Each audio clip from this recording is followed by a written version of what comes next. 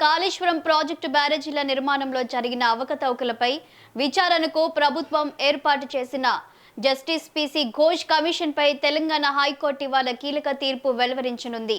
గత ప్రభుత్వం జారీ చేసిన జీవో నెంబర్ 6ను సవాల్ చేస్తూ మాజీ సీఎం కేసీఆర్, మాజీ మంత్రి హరీష్ రావు, ఐఏఎస్ అధికారులు స్మితా సబర్వాల్, ఎస్కే జోషి దాఖలు చేసిన పిటిషన్లపై ధర్మాసనం విచారణ పూర్తి చేసింది.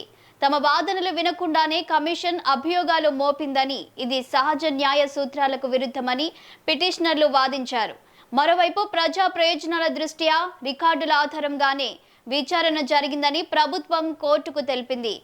చీఫ్ జస్టిస్ ఆలోక్ అరాధే నేతృత్వంలోని ధర్మాసనం మరికొద్దిసేపట్లో ఈ పిటిషన్లపై తుది తీర్పును ప్రకటించనుంది.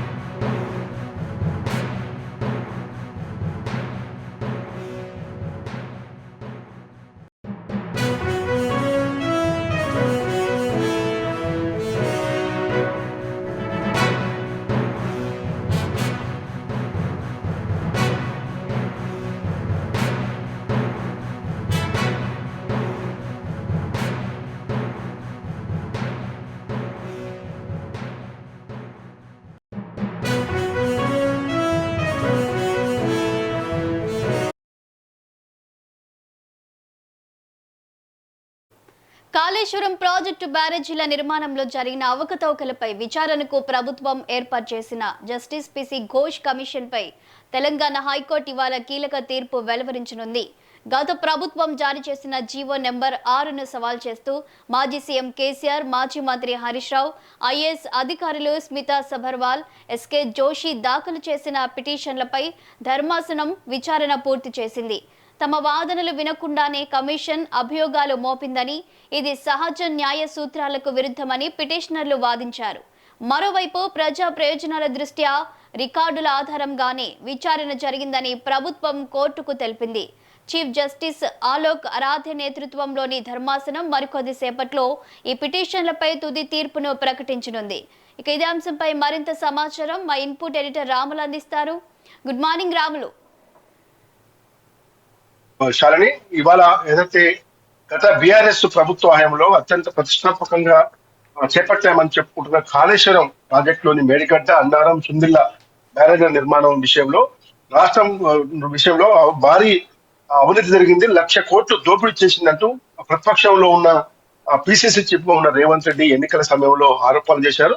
అంటే కాంగ్రెస్ పార్టీ ప్రభుత్వం, ముఖ్యమంత్రి రేవంత్ రెడ్డి ఆధ్వర్యంలో ప్రభుత్వ అధికారంలోకి రాగానే అనేక అంశాలపై ఆరోపణలు, అవినీతిని బయటికి తీస్తాము, అక్రమాలను బయటికి తీస్తాము, ఎవరినైనా వదిలిపెట్టేది లేదు, ప్రతి ఒక్కరు చట్ట ప్రకారం చర్యలు తీసుకుంటామని చెప్పినట్టుగానే కాళేశ్వరం ప్రాజెక్టు విషయంలో మాత్రం 1,00,000 కోట్ల అవినీతి జరిగింది. అక్రమంగా నిర్మాణాలు కూడా సరిగా చేయలేదు, అంతా అది దోపిడీ జరిగిందని చెప్పి ఆరోపిస్తూ ప్రభుత్వం సుప్రీంకోర్టు మాజీ జడ్జి పిసి ఘోష్ ఆధ్వర్యంలో కమిషన్ వేసింది. విచారణ కమిషన్ ఏదైతే నేతృత్వంలో పిసి ఘోష్ ఉన్నాడో ఆ పిసి ఘోష్ మాజీ ముఖ్యమంత్రి కేసీఆర్ తో పాటు మాజీ మంత్రి హరీష్ రావు, అప్పుడు మాజీ మంత్రి ఈటెల రాజేందర్ తో పాటు పలువురు ఐఏఎస్, ఐపీఎస్ అధికారులు, తర్వాత నీటిపారుదల శాఖ అధికారులను కూడా దాదాపు ఎక్కువ రోజులు బీఆర్కే భవన్ వేదికగా విచారించింది. కాళేశ్వరం ప్రాజెక్టును కూడా విజిట్ చేసి అక్కడ జరిగిన నిర్మాణ పనులను కూడా పరిశీలించింది. కాబట్టి ఎటకేలకు ఏదైతే పిసి ఘోష్ కమిషన్ విచారణ రాగానే ప్రభుత్వానికి నివేదిక ఇచ్చింది. ప్రభుత్వం ముఖ్యమంత్రికి, నీటిపారుదల శాఖ మంత్రి ఉత్తమ్ కుమార్ తో పాటు సిఎస్ రామకృష్ణారావు, ఇతర జలవనరుల నీటిపారుదల శాఖలకు అందరూ కూడా నివేదిక ఇచ్చింది. ప్రభుత్వం దీనిపైన నివేదిక కూడా సమగ్రంగా చర్చించేందుకు అసెంబ్లీలో కూడా ఒక రోజంతా దీనిపైన చర్చించి అసెంబ్లీ రాత్రి వరకు కూడా చర్చించి దీనిపైన ఒక నివేదిక విషయంలో వచ్చిన ఆరోపణలు ఇవన్నీ కూడా ఎంక్వైరీ కోసం సిబిఐకి కూడా లేఖ రాస్తున్నట్టు కూడా ప్రకటించింది. ముఖ్యంగా ఏదైతే కాళేశ్వరం కమిషన్ మొత్తం కూడా ఏకపక్షంగా ఉంది, మా వాదనలు పూర్తిగా వినకుండానే, మేము చెప్పిన వాదనలు ప్రతిపాదనలు తీసుకోకుండానే సిబిఐకి నివేదిక ఇవ్వడం అనేది కరెక్ట్ కాదు అని చెప్పి మాజీ ముఖ్యమంత్రి కేసీఆర్, హరీష్ రావులు దాంతో పాటు పలువురు ఐఏఎస్ అధికారులు కూడా, ఐపీఎస్ అధికారులు కూడా ఈ రోజు హైకోర్టులో పిటిషన్ దాఖలు చేశారు. గత కొద్ది రోజులుగా ఈ వాదనలు నడుస్తా ఉన్నాయి. ఇవాళ ఇవాళ ఏదైతే వీళ్ళు నివేదికపై జివో నెంబర్ 6 పై ఏదైతుందో ప్రభుత్వం క్లారిటీ ఇవ్వకుండా కేసులు మా మీద కావాలని చేస్తుందని చెప్పి ఆరోపిస్తూ అయితే పిటిషన్ దాఖలు చేశారు. ఆ పిటిషన్ దాఖల పైన ఇవాళ హైకోర్టులో విచారణ పూర్తి స్థాయి తీర్పు వచ్చే అవకాశం ఉంది. ఇప్పటికే ప్రభుత్వ తరపు అడ్వకేట్స్ కానీ, ఇటు పిటిషనర్ తరపు అడ్వకేట్స్ కానీ వాదనలు విన్న ధర్మాసనం వాళ్ళ తుది తీర్పు ఇచ్చే అవకాశం ఉన్నట్టు తెలుస్తా ఉంది. ముఖ్యంగా 2024 మార్చి 14న జస్టిస్ పిసి ఘోష్ కమిషన్ ను ఏర్పాటు చేయడం జరిగింది. 2025 జూన్ 9న మాజీ మంత్రి హరీష్ రావు కమిషన్ విచారణకు హాజరయ్యారు. జూన్ 11, 2025న కేసీఆర్ కాళేశ్వరం కమిషన్ ముందు విచారణకు హాజరయ్యారు. అదేవిధంగా జూన్ 6, 2025న మాజీ మంత్రి, ఇప్పుడు ప్రస్తుతం ఉన్న BJP Malkajgiri MP Etela Rajender attend అయ్యారు. ఈ విధంగా మొత్తం కూడా జూలై 31వ తేదీన 2025 జూలై 31వ తేదీన పిసి ఘోష్ కమిషన్ తన నివేదికను ప్రభుత్వానికి అందజేసింది. పిసి ఘోష్ రిపోర్ట్ ను అదేవిధంగా 2025 ఆగస్టు 4న క్యాబినెట్ లో కూడా ఆమోదించడం జరిగింది.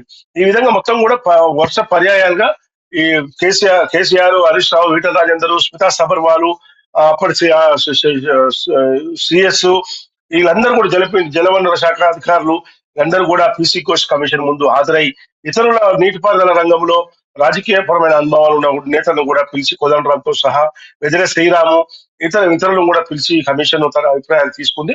కొంతమందిని వీడియో కాన్ఫరెన్స్ ద్వారా విచారించింది, కొంతమంది ప్రత్యక్షంగా విచారించింది. కాబట్టి అయితే ప్రభుత్వం గత బీఆర్ఎస్ ప్రభుత్వంపై మాజీ ముఖ్యమంత్రి కేసీఆర్, హరీష్ రావులపై కావాలని రాజకీయ డైవర్షన్ పాలిటిక్స్ పేరుతో చేస్తుందని చెప్పి ఈ కాళేశ్వరం ప్రాజెక్టు ప్రపంచంలోనే ఒక అతిపెద్ద ప్రాజెక్టు. ఈ రోజు తెలంగాణలో లక్షలాది ఎకరాలకు సాగునీరు, అదేవిధంగా తాగటానికి తాగునీరు అందించడం కోసమే కాళేశ్వరం ప్రాజెక్టులోని అన్నారం, సుందిల్ల, మేడారం సంబంధించిన బ్యారేజీలను నిర్మించిందని చెప్పి గత బీఆర్ఎస్ ప్రభుత్వంలో ఉన్న పెద్దలు, ఇప్పుడు ప్రతిపక్షంలో ఉన్న నేతలు వినిపిస్తున్నారు.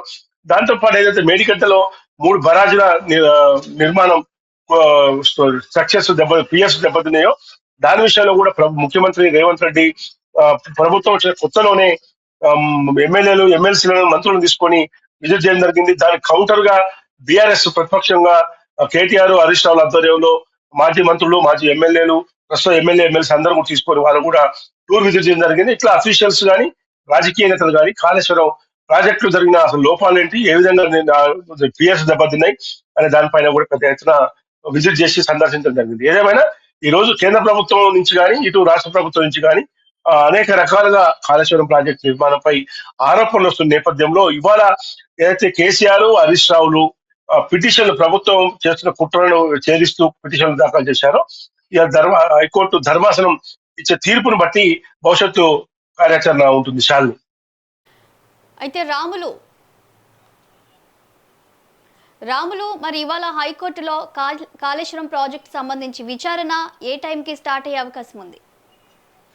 అంటే హైకోర్టు వాస్తవంగా 10 గంటల తర్వాత హైకోర్టులో విచారణ మొదలవుతుంది. దాని సీరియల్ నెంబర్ బట్టి ఏదైతే ప్రభుత్వం తరపు అడ్వకేట్ జనరల్ ఇప్పటికే పూర్తి స్థాయిలో హైకోర్టు సమర్పించాల్సిన అన్ని నివేదికలన్నీ సమర్పించడం జరిగింది. అటు కేసీఆర్, అదేవిధంగా హరీష్ రావు తరపు పిటిషన్లను కూడా వాళ్ళ తరపు న్యాయవాదులు కూడా ఈ రోజు ఇప్పటికే మొత్తం కూడా సమర్పించడం కాబట్టి 2 వాదనలు కూడా విని ఈ రోజు ఇప్పటికే తీర్పుని రిజర్వ్ చేసింది. కాబట్టి ఇవాళ కేసీఆర్, హరీష్ రావులకు అనుకూలంగా వస్తుందా, లేదు వాళ్ళకు వ్యతిరేకంగా వస్తుందా అనేది మాత్రం హైకోర్టులో ఇచ్చే తీర్పుని బట్టి మాత్రమే మనం నిర్ణయించగలుగుతాం. శాలి.